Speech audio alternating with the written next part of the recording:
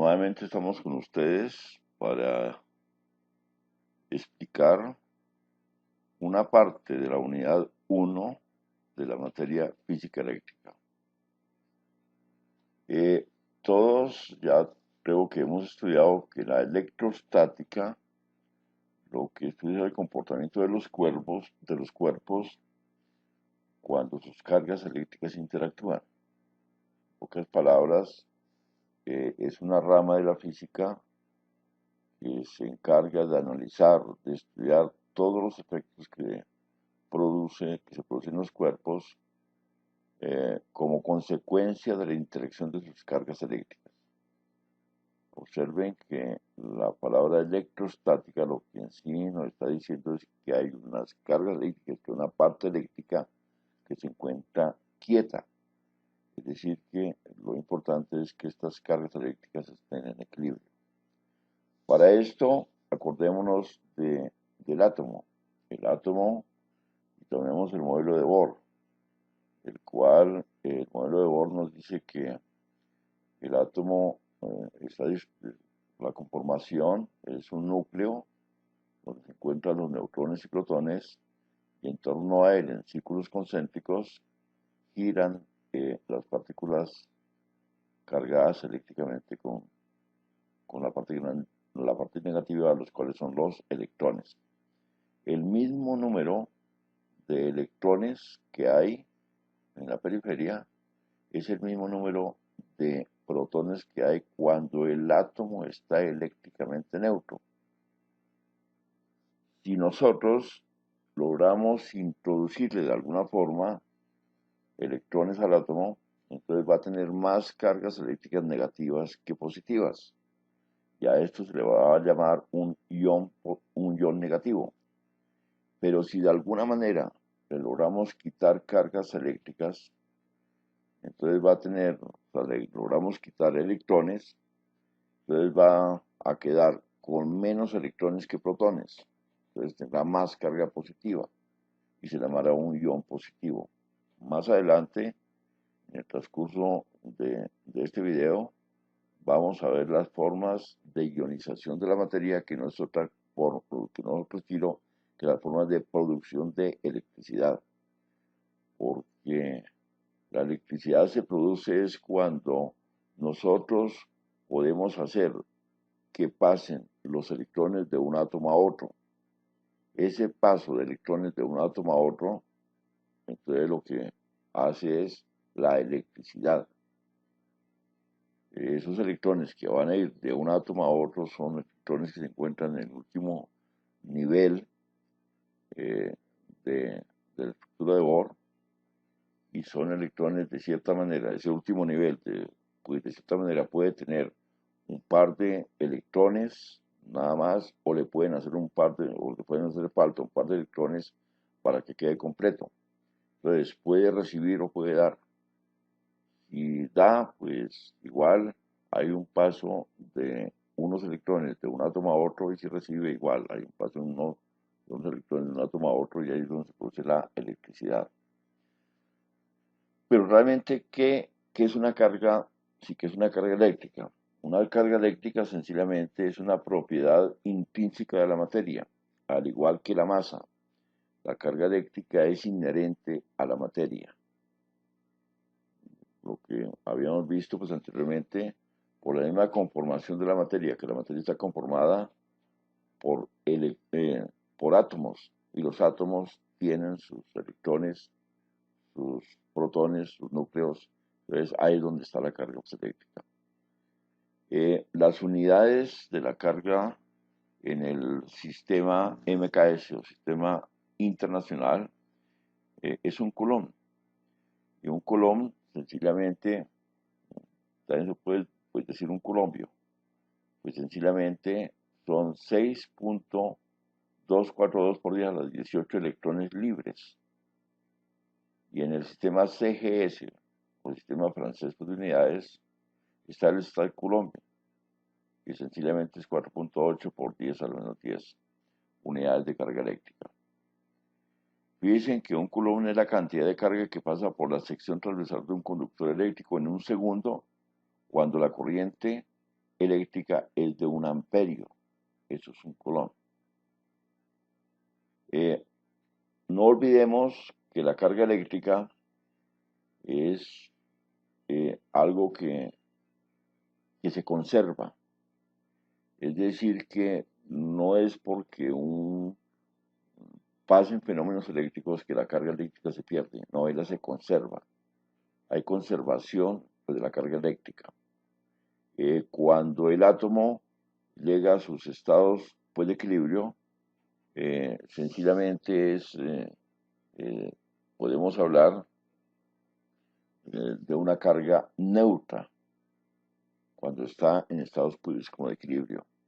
Al igual, la carga eléctrica está cuantizada y la mínima cantidad de carga eléctrica está en el valor, aquí está el valor, que es 1.062 por 10 a la menos 19 coulomb. Esa es la mínima porción que yo puedo tomar pues, de carga eléctrica. Más o menos sobre 1970, 80, en esa década, se habló que los electrones tienen partículas mucho más pequeñas. Y esas partículas mucho más pequeñas se llaman quarks. Y entonces se trató de ver si la carga eléctrica tenía una porción más pequeña. Y lo único que se pudo, que los investigadores llegaron a concluir, es que siempre la carga eléctrica de los quarks está dada con base en la carga eléctrica del electrón. Hay una carga eléctrica de los quarks que es 2 veces la carga del electrón sobre 3. Fíjense que ahí aparece el E. Y la otra que se encontró en los quarks es que es menos la carga pues del electrón sobre 3. Entonces vemos que la misma cantidad de carga eléctrica que realmente podemos trabajar es la del electrón. Por eso se llama que la carga eléctrica está cuantizada. O sea, tiene un valor mínimo posible. Pues estos dos valores de los quarks son aún muy discutibles y observen, como hemos dicho, siempre está con base en la carga eléctrica del electrón. Vamos a hacer un ejemplo práctico. Muchos ejemplos van a estar, muchos problemas van a estar casi sobre este ejemplo que se da. Aquí se piden es cuántos electrones le falta a una varilla. Si es una varilla pues, de vidrio que se ha frotado, ya se dio una carga de 110 nanocoulomb. Entonces, al frotarla se dio una carga de 110 nanocoulomb y se quiere saber cuántos electrones le hacen falta a esa varilla. Entonces, lo primero que debemos hacer es el paso de los 110 nanocoulomb a un lenguaje como más trabajable. Sabemos que un nano equivale a 10 a la menos 9, es un prefijo que equivale a 10 a la menos 9. Entonces, lo que nos queda es que los 110 nanocoulomb son iguales a 110 por 10 a la menos 9 coulomb. Ahora, los electrones transferidos, que los he llamado, aquí entre paréntesis está electrones sub T, son iguales a la carga neta sobre la carga de cada electrón. Pero no olvidemos que la carga pues, de cada electrón es, aquí arriba está, 1.602 por 10 a la menos 9 coulomb. La hemos colocado acá, 1.06 por 10 a la menos 9 coulomb por electrón. Y aquí tenemos la carga neta que son 110 por 10 a la menos 9 coulomb. Tachamos el coulomb y nos queda 6.9 por 10 a la menos 11 coulomb. Entonces esos serían los electrones que le faltan a la varilla. Le faltan 6.9 por 10 a la menos, 6.9 por 10 a la 11 electrones son los que le faltan a esa varilla. Listo, vamos a hacer otro ejercicio de aplicación, y este es un ejercicio también que lo podemos tomar como modelo para hacer muchos otros, y lo que queremos saber es cuántos átomos y qué carga negativa hay en una moneda de oro puro de 28.4 gramos. Podemos tomar cualquier cualquier elemento de la tabla periódica para hacer un ejercicio similar a este. Lo que queremos calcular es cuántos átomos hay y a través de los átomos podríamos ver si el material sí efectivamente es oro o no es oro. Entonces, el número atómico del oro es 79. Si ustedes lo ven en una tabla pues, periódica, es el número que aparece allá. Y este 79 corresponde a la cantidad de protones que tiene y a la cantidad de electrones que tiene. Y su masa atómica es de 197 gramos. Es decir, que un mol de oro tiene una masa atómica de 197 gramos. El número de átomos en esa masa está dado por el número, por esta fórmula. Entonces, la masa por el número de Avogadro, que es el N mayúscula, sobre la masa atómica del oro. Entonces, la masa son 28.4 gramos. El número de Avogadro es 6,02 por 10 a la 23 átomos por mol. Y la masa atómica del oro son 196 gramos por mol. Hacemos nuestras operaciones y nos da 8.68 por 10 a la 22 átomos. Es lo que es la cantidad que existe ahí, la cantidad de átomos que existen en esa moneda de oro. Ahora, por tanto, el número total de electrones, ¿cuántos son? Entonces sería que son 79 electrones por átomo por 6.68 por 10 a la 22 átomos, que sería el resultado anterior, el cual nos daría 6.85 por 10 a la 24 electrones. Entonces, en esa moneda de oro puro, que pesa 28.4 gramos, hay 6.85 por 10 a la 24 electrones, como bastante, ¿cierto? Y con todo eso uno carga en el bolsillo. Ahora, la carga total. La carga total está dada por el número de electrones por la carga por electrón. Entonces, como sabemos ya el número de electrones, que es 6.85 por 10 a la 24, y el número y la carga del electrón, que la teníamos atrás, es 1.6 por 10 a la menos 19, aquí le hemos colocado un signo negativo porque esa carga electrón es negativo. Hacemos la multiplicación y nos da menos 1.1 por 10 a la 6 coulomb, que sería la carga total que existe en esa moneda de oro. Espero que estudien estos dos ejemplos porque son ejemplos como que los podemos aplicar en muchos estilos, en muchos modelos. Bueno, ahora vamos a hablar de cuáles son los materiales que pueden conducir o no conducir nuestra electricidad. No olviden de ninguna manera dos cositas antes de continuar. Que la electricidad estática es un fenómeno de superficies. Muchas veces hablamos nosotros que la electricidad estática es un fenómeno de superficies. Se genera cuando dos o más cuerpos entran en contacto. Y al entrar en contacto, producen como si fuera una fricción y después se separan. Ahí es cuando se hace la electricidad estática, es cuando aparece el concepto de electricidad estática. Y que un amperio, por definición, es la intensidad de corriente entre dos conductores rectilíneos de una longitud infinita. Por su sección, nosotros tomamos una sección circular de ese par de conductores, los cuales están separados 1 metro, se produce una fuerza de 2 por 10 a la 7 newton por metro. Pues no olvidemos esto y tengamos esos datos pero muy presentes. Veamos que, en pocas palabras, la definición de amperio es el paso de electrones a través pues, después de un conductor. Es cuántos electrones pasan pues, por un conductor. conductor. Entonces, para efectos de que poquitos amperios o muchos amperios, pues entre más amperios pasen, entre más amperios existan, es que pasan muchos más pues, electrones.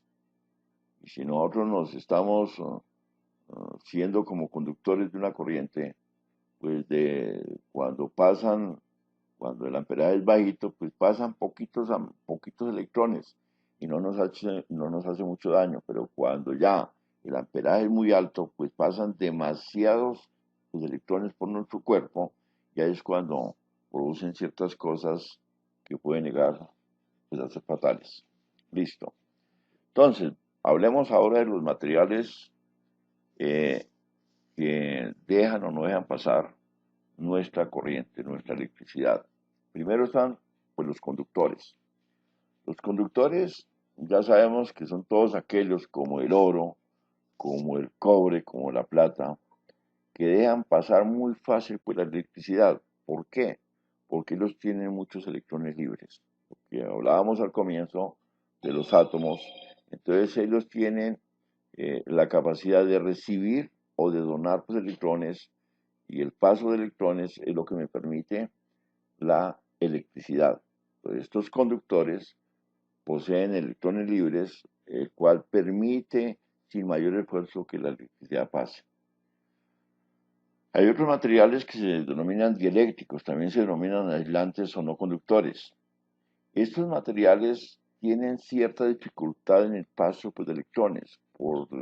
No es que no la dejen pasar totalmente, de pronto la dejan pasar, pero muy lentamente, pasa muy poquito, ya que poseen pero pocos electrones libres.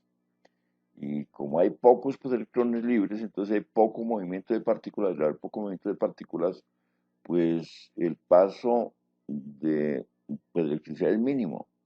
Hay que tener mucho cuidado así porque hay muchos dieléctricos que con condiciones ideales se pueden convertir en unos conductores perfectos. Muchas veces condiciones como altas temperaturas o condiciones como altos voltajes se pueden convertir en eléctricos, especialmente toda la gama de los plásticos y la gama de la parte de papel. Hay otros que son los semiconductores. Estos materiales semiconductores se utilizan mucho en la industria, tanto eléctrica pues como electrónica. Hay dos muy especiales que es el silicio y que es el germanio.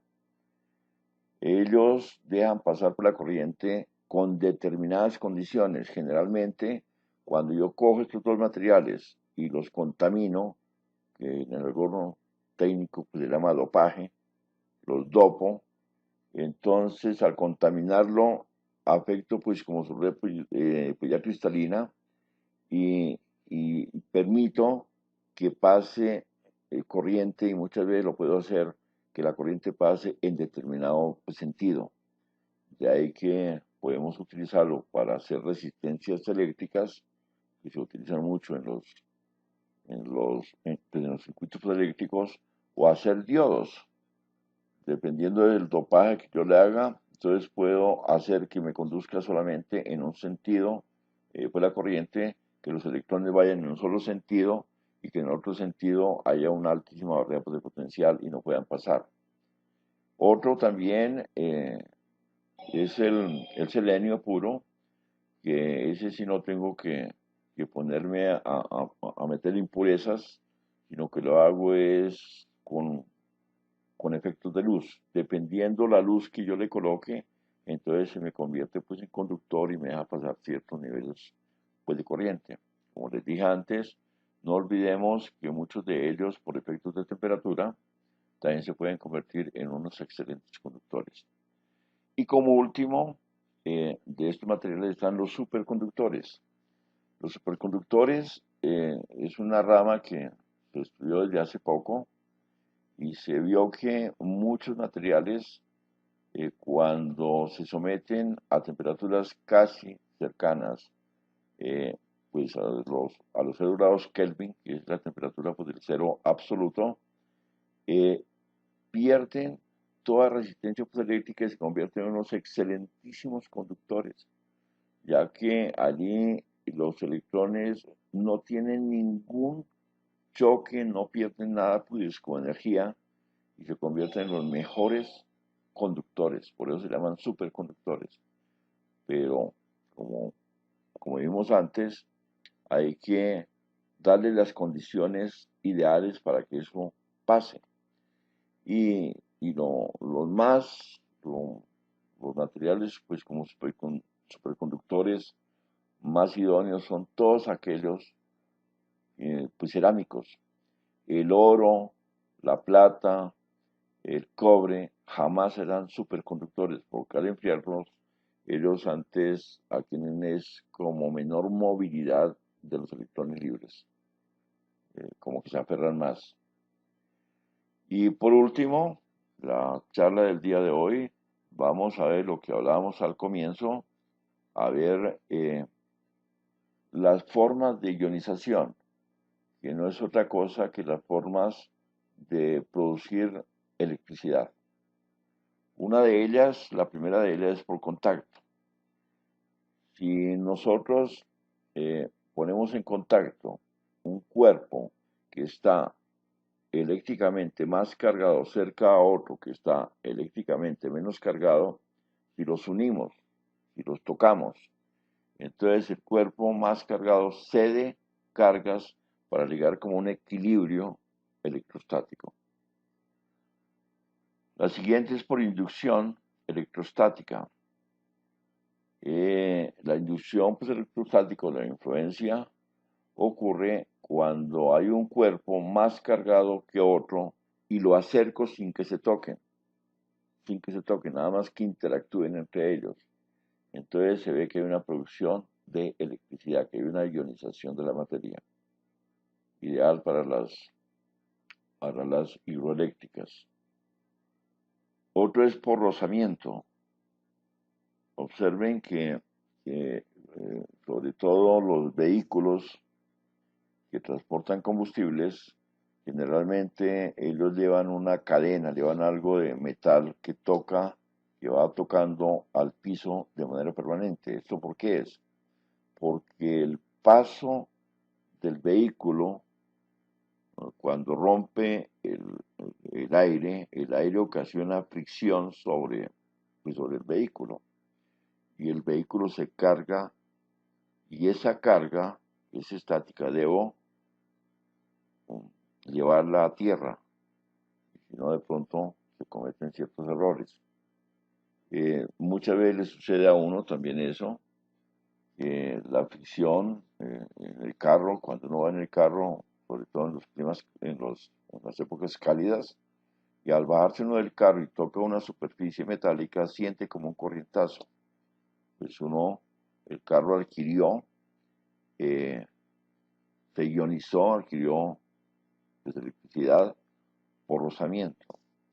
Otro de ellos es el efecto termoiónico, o sea, ionizar, producir electricidad a través de procesos térmicos. Eso sucede, por ejemplo, allí en Termopaipa, que se utilizan procesos térmicos para generar electricidad. Lo que sí se requiere es que los materiales sean llevados a altos niveles pues de temperatura. De por sí un material caliente, altamente caliente, tiene varias como características. Una de ellas es producción de, pues, de corrientes y la otra es que entre más esté caliente lo podemos ver. Eso ya es otro efecto que en otra física da y pues, pues estudiará con más detalle, que se llama los cuerpos negros. El efecto fotoeléctrico. Eh, Todos nosotros muchas veces pensamos que Albert Einstein se ganó el premio Nobel por su teoría.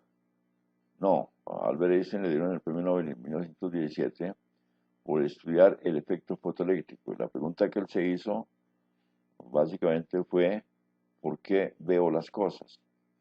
Y entonces él vio que la luz incidía sobre las cosas y las cosas eh, absorbían ciertas longitudes de onda de las cuales estaban constituidos pues, los materiales, sobre todo en color, y las que no tenía eran las que dejaba salir. Y además de eso, halló la función trabajo, y además de eso, vio que los cuerpos, al someterlos a una fuente luminosa, entonces lo que producen es electricidad, se ionizan. Y el último de ellos es el efecto piezoeléctrico. El efecto piezoeléctrico lo podemos ver en un material que hay por todos lados, inclusive allí por el lado pues, de Villaleiva, esos montonera que hay de esas piedras, las piedras de cuarzo, o nuestros relojes, son relojes de cuarzo, han quitado otros elementos para colocar el cuarzo, ya que al cuarzo, al someterlo a presión, entonces se ioniza, genera electricidad. Y ya puede ser presión positiva cuando palabras textuales lo espicho o lo aprieto a una presión negativa, cualquiera de las dos presiones me genera electricidad. Hay una ionización de la materia. Entonces, espero continúen con sus estudios. En la próxima charla seguiremos hablando de, de procesos dialécticos, hablaremos de potencial, hablaremos de la ley de Gauss y de otros principios muy fundamentales que son importantes para nuestras carreras, deseándoles éxitos y que Dios los bendiga por siempre.